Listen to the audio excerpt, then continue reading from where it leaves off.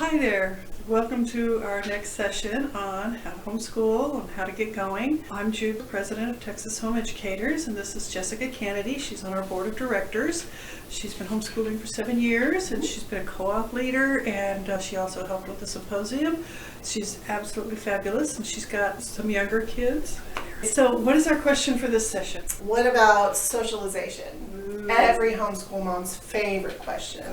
Of course, because, you know, we're supposed to keep them locked in the closets and don't let them see anybody. My thing was, when our calendar looked like a bingo card, we had to stop. So what are the forms of socialization in homeschooling? Well, I would say co-ops are probably number one. Sports organizations, whether it be like Texas Home Educator, Sports Association. Yes, something like that.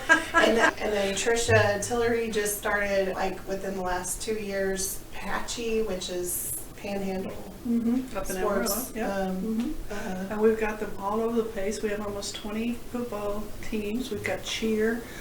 We've got basketball. Volleyball is already starting up. Baseball, we have a World Series of baseball. If you're kids in basketball, we have a national basketball tournament, and there are college agents. A lot of our kids have gotten basketball scholarships. There's fencing. Our kids have gone to the World Fencing Tournament. They've done it in archery also. Then there's the arts. You've got band, you've got orchestra, theater, choirs. What else? So we've got those everywhere, even in the smaller towns in Texas. They are reaching out to homeschooling, and homeschooling is embracing all of these, because the wonderful thing about homeschooling is your child gets to find out who they are much younger, like not after they leave high school and go, duh, who am I? Because they're so affected by peer pressure. But they get to actually kind of find out who they are, and they get to taste everything. I always loved letting my kids, like, we tasted fencing. I love fencing. I did fencing in college. My kids, not so much. So we did, so they did a little 6-week intro, and, so they did that, and I said, no, we don't like that. My kids did PE. It was a homeschool PE course with Go Sports. I think it's on the west side of Fort Worth. And they did like a 2-week session for basketball, a 2-week session with football. They did 2-week sessions and got to taste all kinds of sports. And then my son played baseball with one of the local community groups. Yeah. A lot of the cities and counties and so forth, they have teams, and they have a whole recreational, Parks and Rec, the show. There is actually a Parks and Rec department in most cities and counties, and you can find a lot of activities there. I know my daughter took ballet when she was 4, of course, the first one, you push with the first one. And they took tumbling and so forth with the community education centers. We did that with my youngest. Yeah, she did dancing for a little while, and then I don't know what happened with that, except that COVID. So yeah, COVID. Gross. And if you came in at COVID, that was not normal, even for the homeschool. No. Even for the homeschoolers, we're going crazy because we couldn't go and do, and we're always going and doing. Yeah, I heard so many people tell me, they're like, "Oh, you must really love this because you already know how to do it." And I'm like, "Yeah, no. We went on the bear hunt just like all the public school kids did too. And we're going crazy. We're climbing the walls. We're stuck in the 4 walls of our house just like everyone else, and we don't get to see our people." Yeah, and that's the fun thing. I'm busy adding things to our TexasHomeEducators.org website. We have a calendar on there. We've got it divided in sections, so you can just highlight the calendar that's close to you. But we are filling up with activities everywhere. The regionals are all doing open houses, and the co-ops are doing open houses. Of course, we've got Cowboy Day, yay, on January 25th. Did you have the splash parks too? We did the splash parks. Yeah, we didn't get as many this year because we needed more volunteers. If you ever want to volunteer, we'll let you do it. And we'll socialize your kids at the same time. socialize your kids at the same time, yeah.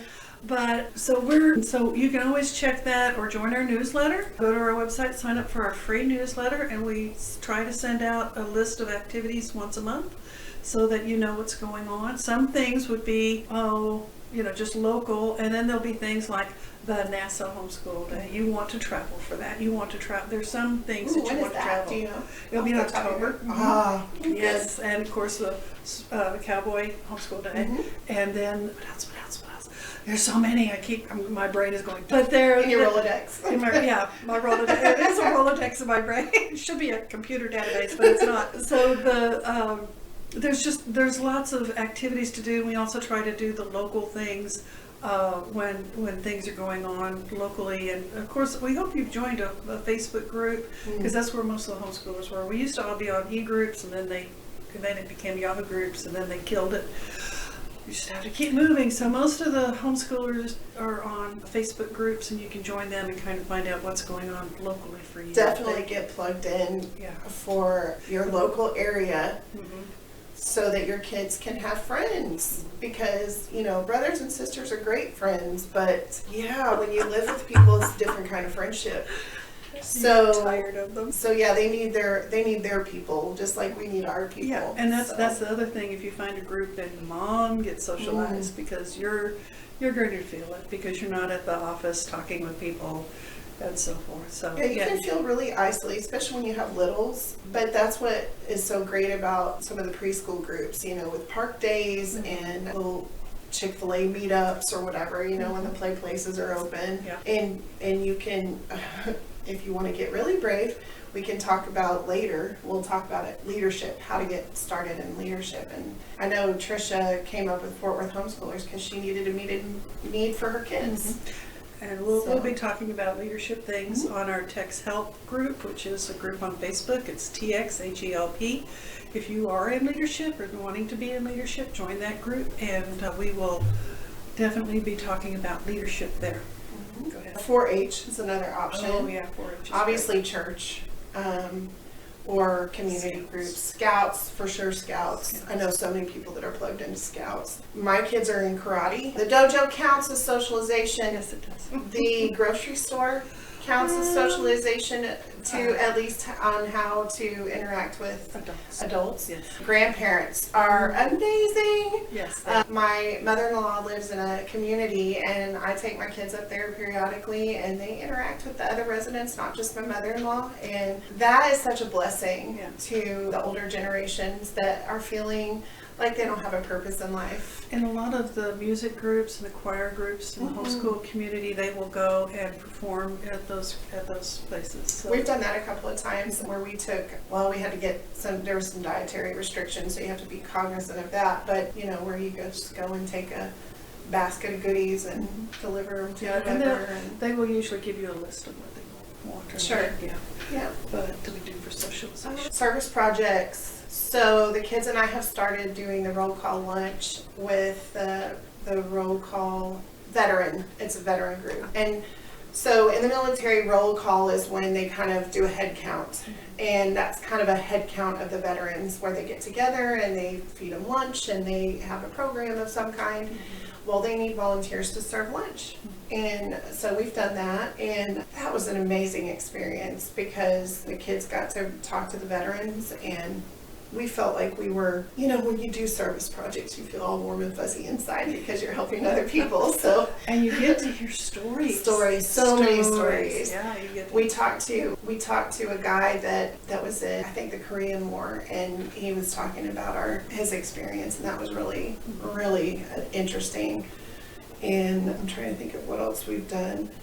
Dance classes, and the library. The library is really great for people with younger kids, because they have story time and they have animal programs, especially in the summer. They have a lot of really interesting. The two things we always did when we moved was find the library, find out what's going on, find out all their programs, and librarians know where the homeschool groups are. Yeah, they do. And then the other thing was Scouts. For us, it was Scouts. When we moved to a higher level neighborhood, I was like, oh gosh, because and I said, well, the real people will be in Scouts.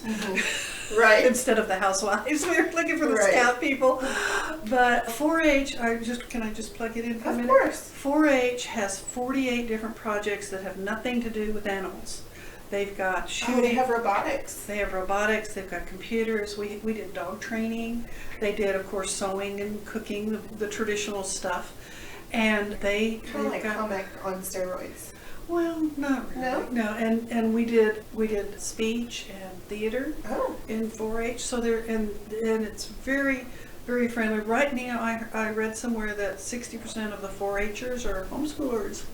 So we go there, yeah. And so, but there are animals, and I do tell people, if you're going to be doing an animal, don't worry about joining a homeschool 4-H. Just go join the animal 4-H, and because those people know how to do it, and it takes a lot of dedication. Civil Air Patrol. Oh yeah, we did that. That was really good for 12 and up, I think.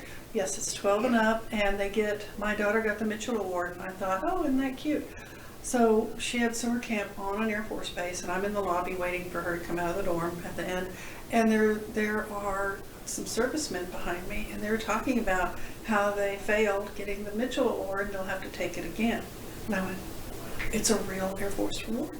Oh. But she also learned to drill. She also learned to manage people, which she did when she managed a store. Mm-hmm. And then she learned how to fly. So that's the fun part of Civil Air Patrol. Yeah. But it was enough for my ADD child. It was enough structure, which helped her in her self-development. Mm-hmm. And that was good. And that's why she's done so well. But let's see, so I did Girl Scouts, Boy Scouts, 4-H, and Civil Air Patrol. Those were our 4. Oh, and Sports Day. Now, they don't have it up here in DFW, but down in Houston, which is where I raised my kids, we did Sports Day. And so one of them decided that there were a lot of kids, like my computer nerd kids, sort of, kind of, that weren't going to be doing professional competitive sports. So what they did was they rented a school that had been shut down. And so they got the gymnasium and the fields. And so they did 4 from 9 to 1, and the kids would each, do the volleyball, basketball, they would do an hour of each. But it was really a place for the teens to kind of get together and talk, and then they'd go do pizza after. So I don't know if any of the teams are thinking of doing just a sports day for non-competitive things, but that's a really good idea. And then so we did a little bit of sports. And let's see, and then just park days. Even just park days when you have the kindergartners and the elementary kids. We do park days with our teens. Yeah, and just text your friends or put it on a Facebook group. Hey, we're going to be at this park over here. If anybody wants to come join us. Things don't have to be so very formal. You can just say, hey, we're going to Chuck E. Cheese. Anybody want to join us? Meetups are so much more, what's the word? I don't know. To me, formal meetups or formal co-ops, formal groups have their place, but there's something to be said about the informal meetups where you're building not just skills, but also relationships, where it's a little more laid back and you can be silly and have a lot of fun, tell jokes and stuff like that. I know we have Camping Club, which is a group that there were some people that were in Trail Life, and they decided Trail Life wasn't really for them, but they still wanted, some of those outdoor survival skills. So they came up with a camping club, and there's a group of us that goes camping. Well, during COVID, we went once a month, and now we're going, every other month or something. Yeah. And we have a Halloween camp out that is pretty epic because, we couldn't do trick-or-treating during COVID. So we did trick-or-treating during COVID with our people. With your people. And that's what you need. You need your people. Yeah. Both the moms and the kids. And that's And that saying, it takes a village, is so true, because if you don't have community, you don't have built-in babysitters. And there's a lot of people that don't live close to their parents and can't be like, hey mom, will you watch the kids for a couple of hours while my husband and I go on date night? Sometimes that you don't have that available, but maybe you've got your friend that you can call up and be like, hey, can you watch my kids? We'll trade off. My mother-in-law told me that they had a group when she had young kids that they would trade babysitting. And so that is a way you can socialize your kids, have date night with your husband, or I think they did it more during the day so that they could go to doctor's appointments and run errands without the kids in tow. which, there's a place for that. It's fun to go to the doctor and show your kids how to fill out paperwork and stuff like that, but not when they're 3 and 5. Yes. So, especially inside the exam room. right, yeah, well, yeah. There's some doctor's appointments you gotta go by yourself. Yeah. So anyway, babysitting training groups and things like that. I'm trying to think of some of the other groups that we've been involved in. We were serial VBSers when my kids were little. Like, we had VBS scheduled almost every week of the summer, and there's a whole Facebook group dedicated to, at least in the DFW area, for all the VBSs that are in the DFW area, and it's nuts. And they have a whole calendar of every single week during the summer you can find a VBS to take your kids to. But that's exhausting for the kids. It's exhausting for me because we go up straight to Glenview, then we go across and down to North Richland Hills Baptist, and we'd go to our church in Granbury, and then we'd go to our church up here, and by the time we got to the 5th or 6th VBS, the kids were done. They were like, let's not go back to that one. I'm like, okay. It's just chill. And now they're still old enough to go to VBS, but they're done with VBS. They're like, we've done enough VBS. Yeah, I did as a kid out in the boonies of Texas. Really. We had a general store. That was it. My summers was visiting my friends, walking in the heat, watching the cows, and the bookmobile. Oh, the bookmobile. We didn't have a library in the town. And so books and exploring, and that was about it. So I read a lot of books. I'm a geek. Which is why Texas Home Educators is now doing libraries. But I was going to say something else. There was another thing that I was thinking about for socialization. Oh, field trips. Oh, yeah. Of course. Now, once you join something like a choir, a band, a sports, that's going to be your community for a while. Mm-hmm. And you'll find that you may lose touch with some of your friends. But Texas Home Educators tries to do a lot of big field trips, like the Splash thing for Leaper Day, NASA, the Cowboys. We're working on some others now that people are finally getting going. But did you know that you can go to one of the museums and look under groups? Mm-hmm. For one thing, go to your favorite museum or zoo or whatever and look under educator. They usually have lesson plans. They usually have special days for teachers and educators. And so anyone can say, hey, I want a group, get the group rate, get some friends to sign up. Mm-hmm. And you get a discount usually under the group rate, and you get your friends to go with you. It's so much more fun because the kids are doing their thing, but then you have your friends. And I know with Fort Worth homeschoolers, we have the CASA and Dallas Children's Theater ones that we do, and you sign up. Well, I haven't gotten the email from them yet, so I don't know if they've nailed down their schedule, but when they'll send out an email and say, hey, these are the programs that we're offering to school groups throughout the year. And you're like, okay, I'm a school group, because you totally are. Yeah.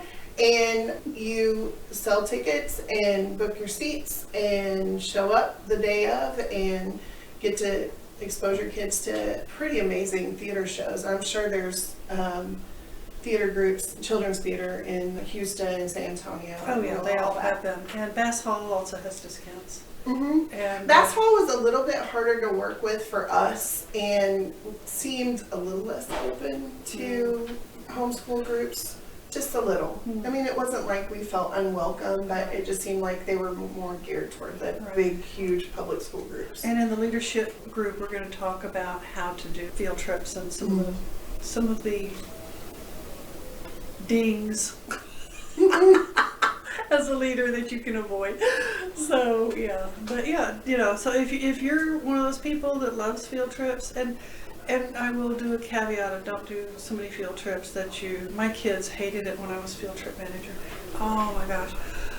The week before, it's all I want to get in, and then the morning of, I can't go. Mm-hmm. And it was nonstop back then phones, and then we would finally go, and I was so busy with the moms I couldn't really explain to the kids. So if you do field trips, don't do them every month or every week or whatever. Do them like maybe every quarter. And it's good if you have a group and one mom does it one month and another mom does it another month, because it does take away your time from your family. Mm-hmm. And so we finally, that group, they had somebody to take care of theater field trips, somebody to take care of scientific field trips, somebody to take care of museum science, and somebody to take historical, because all the historical sites. Oh, and the weather station, I don't know what it's called now. Do we have a weather station? Yeah, oh, cool. And you can just call them and they'll schedule a field trip where you, like, well, that's it's good. the one where they send up the big weather balloons every day. Oh, wow. And I think you have to schedule to where you can be there, right. And I don't know exactly what time they do the launches. And C.R. Smith is really good for homeschoolers. With the and the Bureau of Printing and Engraving is great for this area. Yeah. Texas Parks and Wildlife has these amazing giant bins that they send you that are just full of, well, dead things, but but they have these great lesson plans, like, you know, I mean, they're cleaned off and stuff, they're sanitary, yeah. But like they sent us the turkey calls and big turkey feathers and there was one on footprints, there was a bat one, there's the scat one. Yeah, the secret that a lot of people don't know, and I don't know if we should leave this for leadership, but all the museums now went to boxes. Instead of having so many classes, they went to boxes. And so as a teacher, you can order one of their boxes, but these are real relics. These are real authentic things, and of course they have a lesson plan with it.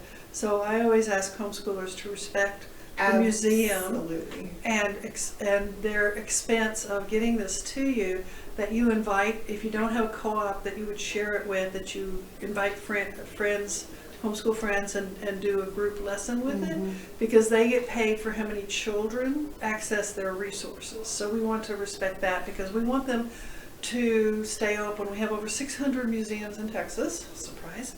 And you know, they get paid. A lot of their grants are based on how many people are they reaching. So, but there's lots of we'll talk about that on the leadership side. But anyway, it's just, I'm sorry, it just pops in. You know, that's why I'm fidgety. You know, my children got their challenges naturally. But anyway, or honestly, is that what the word is? Honestly, yes, they did.